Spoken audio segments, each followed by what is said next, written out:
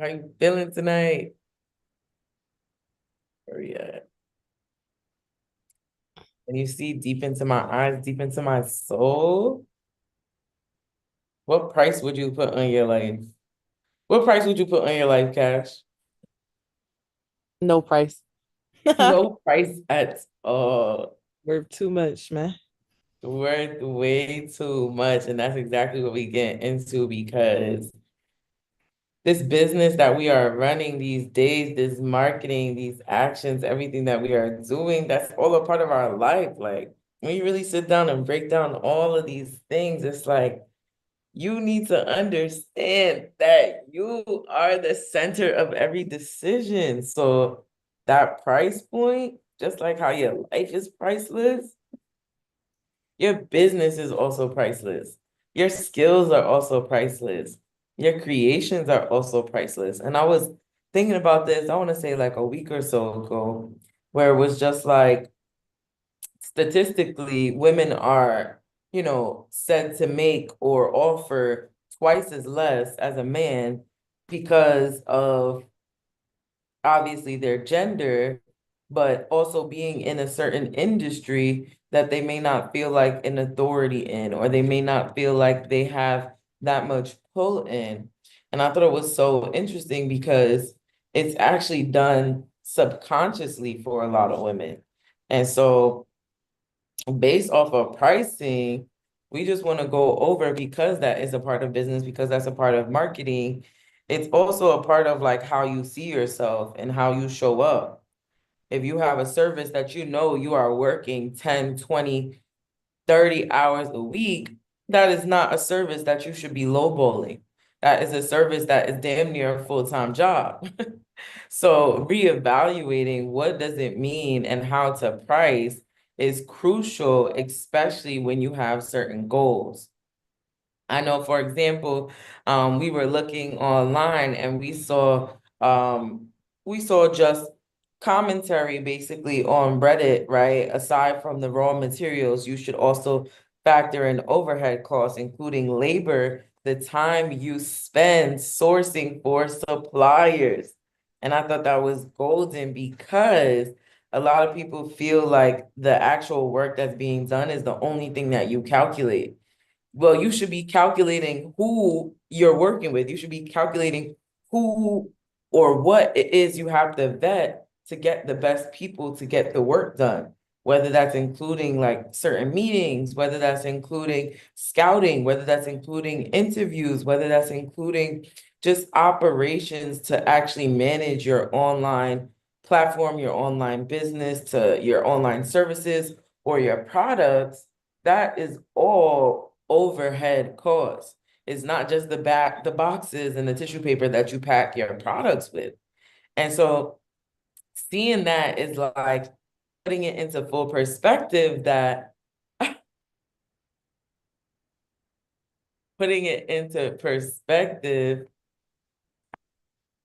Yeah, putting it into perspective that everything that you do adds up to the service that you provide. It's an all-in-one, you know?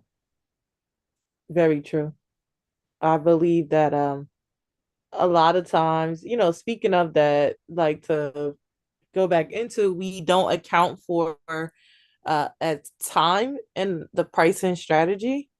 And a lot of times we just kind of count that out and include it just as like, oh, we're just like just running the business. But and the reality is that with pricing comes all the things and all the moving parts within the business. So of course, although pricing strategy is different, which we, go over and break down inside of Digital Millionaire University, pricing strategy is largely dependent upon, what your business model is and how much you want to pay and make and like what your overhead is going to be. And a lot of times we see, just like we see in recent times, like you see a lot of these major companies and corporations or businesses, they're like cutting back and they're like, oh, well, the only thing that certain people care about is bottom line. We talk about like the bottom line of the business.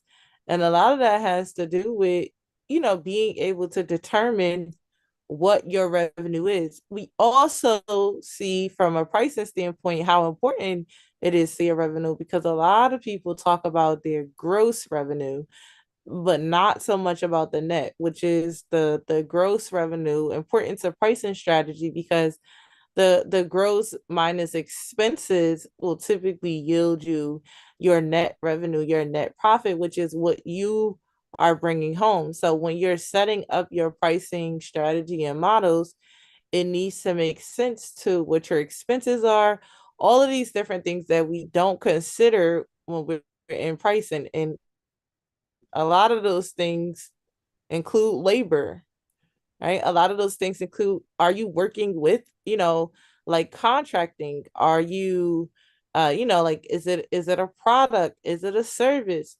Like how much all those things, like we have taxes that go into that. So, and all of that to say is the reason why I'm bringing that up is because a lot of times when we do our pricing strategy, we don't account for those things, especially when we're first starting out, because we're just a newer business and figuring it out. So being that we always want to give value and give insight, like those are definitely some of the things that you want to take into consideration when talking about pricing. Because I always tell people, and on who are you targeting, like you said, that's also a big proponent of how much you'll bring into the business. So if you're charging, this type of service versus this type, it's all different types of slider scale, just depending on what type of services are you actually providing. Is it quality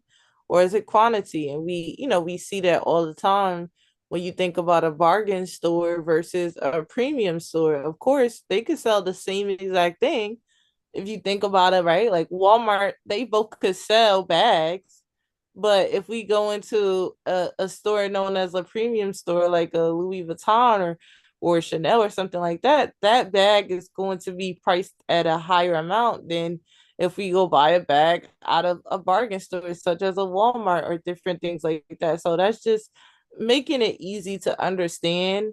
But even when you get down to candy, when you get down to greeting cards, like Hallmark is going to be a much higher greeting card than if you were to buy a card from a Family Dollar. It just like chocolate, like even chocolate. So it's all of these different, and it also pricing, a lot of that goes down to, I would say, like the packaging as well, right? Like a lot of these other prices that you see higher, the packaging is also different.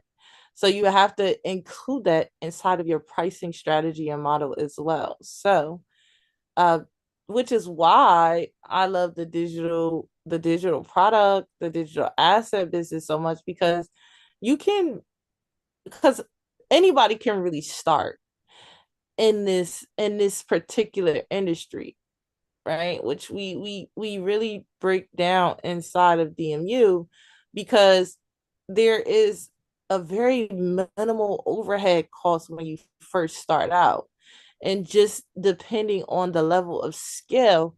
And then there's also so many different pricing strategies that you could do, which we could go into some of those, which this can include just like, like a fee for service.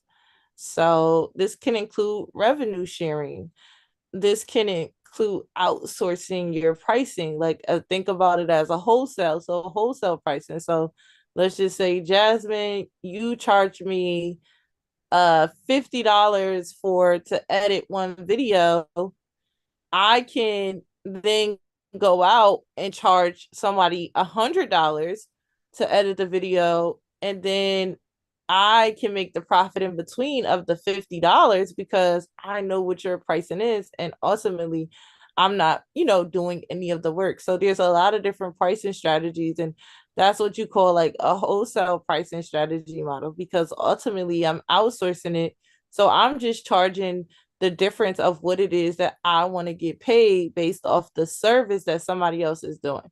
So, pricing strategy is always a mix major question that we get. And the answer is just, it really just depends on where you start out at. So that type of pricing strategy is really good for anybody that's just getting started because it doesn't require so much overhead for you, but more so strategy and strategic partnership, which is something that we talk about all the time, especially when you are just starting out, in the beginning stages of your business and you're not really, and you don't have, millions of dollars necessarily to bring in or hire, a full team of individuals. Yeah, that's important because people feel like they can't charge what they want to charge because of how new they are or because the situation they're in. And it's like you actually can use that to your advantage, right? For example, there's project-based pricing. So you can now say, okay, if I'm going to do this project for you, let's do this for a minimum of 3 months. So that way, if I'm quote unquote newer, you can see the skill level and the growth that you get between the next 3 months. And that is based off of this amount of pricing. So now you're able to provide the skill that they can actually measure and see, but It also cut you out. have time to really You utilize there? the pricing that you really want You to, see? because it will help you in the long run. They feel as though the pricing is not bad because it's spread out over an amount of time, an amount of the project time, an amount of the actual work time. So I think that the wholesale and the project, those got to be two of my favorites. What, you have another favorite?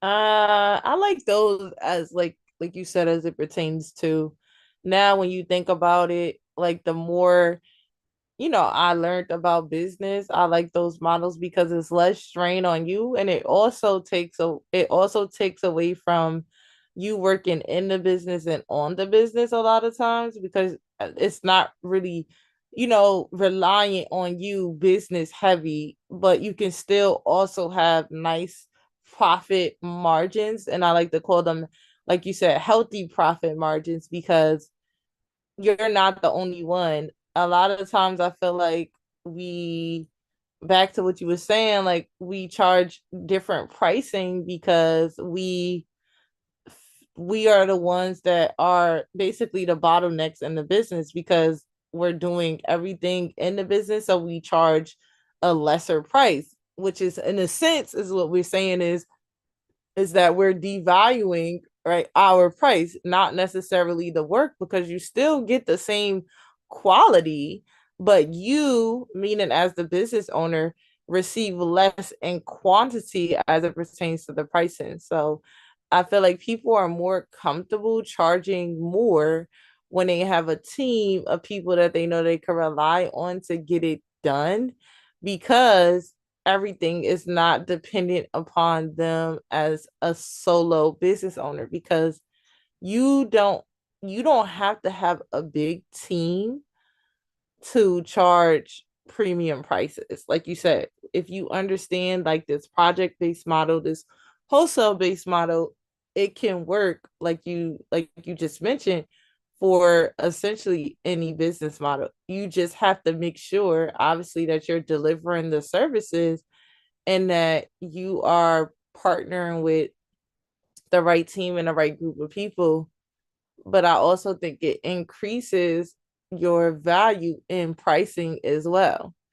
And you're also able to operate essentially at a level of where you don't necessarily have to employ people. So they more so stand alone as contractors, also known as 1099, which is good for you because when you start to account for employees, you also have to take that into consideration with your pricing strategy because those come with benefits and different things like that, which nothing is wrong with that. But I think like when you said starting and doing it those ways, it also helps you to determine what is a healthy pricing strategy for your business, your business model based off of, outsourcing or working because typically you are going to just naturally charge more when you outsource because internally, when you bring that in,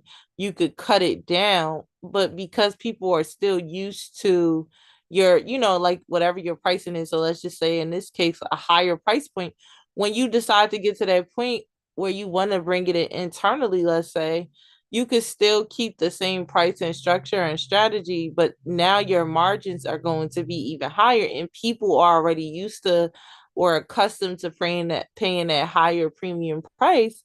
So it all works out when you bring in an internal team, which hypothetically will cut back, the cost of your expenses and outsourcing. However, you don't have to change your pricing as well, which makes it really good.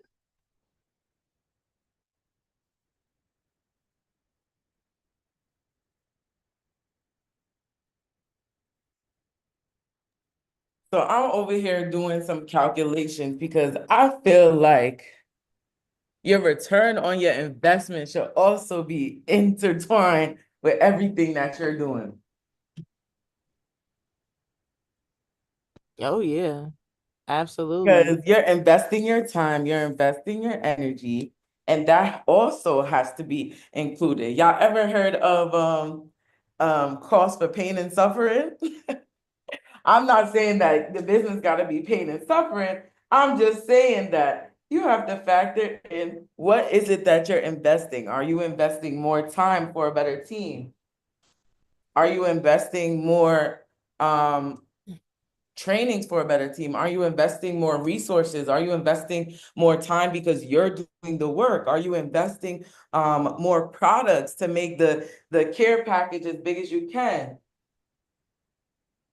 So all of that is now considered your ROI, like your ROI based pricing. Base it off of whatever that you are investing. The return is essential to give you the profit that you need because a lot of people actually forget about profit and you calculate what it costs, what it does, all those things. And then you look back and you're like, wait, I'm collecting $300 for the whole month. And you sitting there like, what is Mhm. going on? It's maybe because we didn't calculate the full investment of what it takes from you. What's the toll that it takes? What's the profit that you want to see? And that is really ultimately can be determined by reverse engineering. I love coaching on reverse engineering because it puts it into full perspective. If you know that this service costs you $2,000 to do, and you want to make a profit of $3,000, well, guess what? Now you know that you have to start at minimum $5,000 because that covers your cost, that covers your expenses, that covers the profit that you want. But ultimately, you reverse engineer to see where it is your bottom line is or your baseline is, and now you can build upon that base. And to make that also very clear is that the baseline that you're building on can always be built on once you get in the door, once you see the services working, once you've made the relationship with the person. So going all out and charging $10,000 right away, even though you may not feel confident about it, can actually be detrimental to the relationship that you're building. So you can always focus on a starting point that allows you to cover your expenses in addition to your profit. And then once you cultivate that relationship, even the audience, that social proof, all of those different things, you can now use it to upsell. You can use it to outsource. You can use it to as testimonials, as reviews, all of these different things. But the best part is that you got in the door with a price that is already number one, profitable, and profitable, and I got an emphasis on that, and covers all your bills because ain't nobody want to be paying extra bills when you Right. don't So have meaning you to. still got a little money left over, a lot of big Right, money left right, right. over. Because a lot of people, believe it or not, are in the negative or breaking even. So again, like you said, it goes back to those gross versus those net numbers. Like I've heard of businesses that have grossed 1 million and netted $0. And could there have been better pricing strategies? Of course, typically when you're going into and you're learning a business for the first time, you might not know everything. And then also because you're newer, you associate that, well, let me, like lower my pricing, or let me, like make it less than what the competitive standard pricing is because nobody knows me. Back to your point of, yes, having a starting point, but also making it so that it's reasonable, like you mentioned. Because I remember going in and assessing a service that I had, and it was more on a group level, but the time output, when you did the math, it boiled down to like a few dollars an hour, essentially that you would be paying yourself, meaning myself in this case. And when you start to really look at that, you're like, like the math ain't mathing. Now, and that's because like you are primarily inside of the business and working inside of the business, but you aren't paying yourself like what you mentioned, Jasmine, the profits that you would want to see for yourself. So like if like you mentioned, everything all in is 2,000, you want to make 3,000, you would charge 5,000. However, when you start to get into more, I would say, complex business models, such as like groups or, memberships or different things, like the pricing strategy, really, you have to take that into consideration as it pertains to your time, because it's also different when you provide a one-off service versus an ongoing service. So now you have to assess your time for the ongoing service. So it's like, okay, well, I'm spending, one, two, three, four, five, six, seven, however many hours, but like 10 hours a month on this particular ongoing service, and this is the revenue that I'm getting in. And when you start to divide that up or, like do different things, you're like, well, the reality is that either number one, you find out that you're really in a negative, or number two, you find out that, hey, I'm in a positive, but based on this, I'm really paying myself $8 an hour. You know what I mean? For all the time adequated to this service. Once you start to divide it, divide your time versus, the revenue coming in. And then at that point, you really have to think about, okay, how can you either replace yourself, or like you said, maybe you charge a higher amount, because then it becomes a volume game versus like what you mentioned, which is like more so a one-off project based type of style. So pricing is really really good. It's a great topic. But you have to know what your pricing is going to be, and it's heavily based upon your business model, your needs, of your business goals, and what you want to pay yourself, and what do you determine, your worth to be, as far as like what makes you comfortable for being paid. And like you mentioned, Jasmine, so important, reverse engineering that, so that way when you start off, you're close. Of course, you're gonna adjust and move along the way because things change. Like, right, we have inflation now, all different types of things. But ultimately, you want to know what those expenses are, what those different business models are. So you can, and I always say, like, confidently charge your prices and understand the reasoning why you charge your pricing and why you do what you do. So that's what I want to say as we wrap up.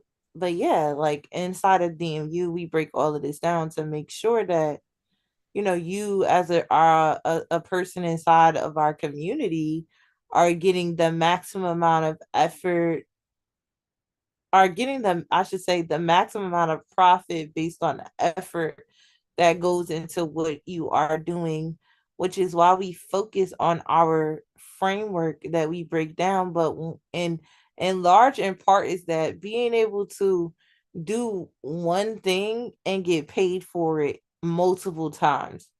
which is actually considered semi-passive because once you do it, you don't really have to touch it again until you need to make some modifications or changes. But this is what makes this pricing strategy that we talk about when it comes to creating digital assets or digital services of why it's so lovely to actually do because the return is just infinite. Like if I create an ebook I created one time, but I can make $1 million off that one ebook that I created one time. My overhead is essentially $0 after I do it once. Outside of me paying for whatever, like, the platform is to host it, which is like typically a monthly cost, but there's no better business model than that, you know?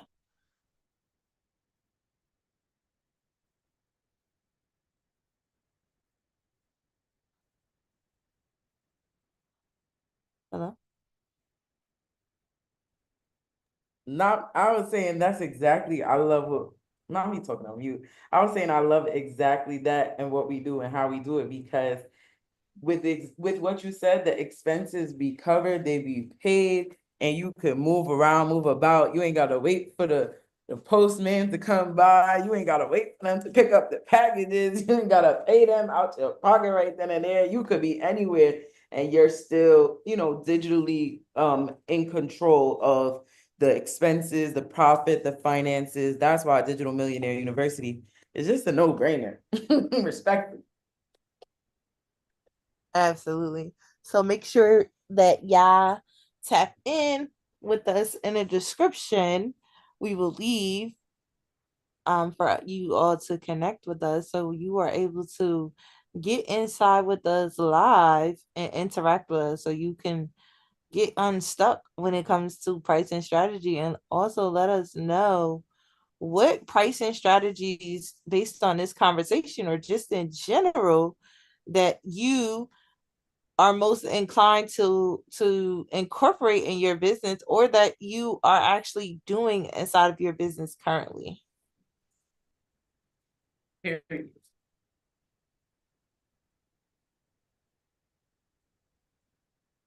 Any last thoughts?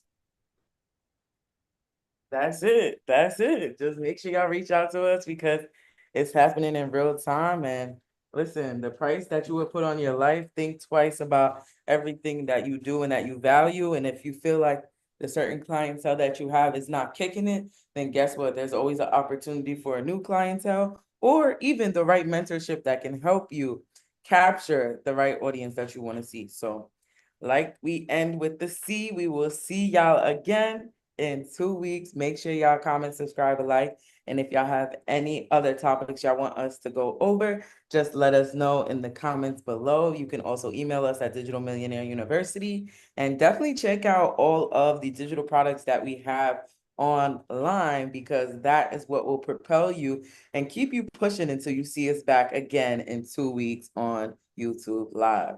We'll talk to y'all soon.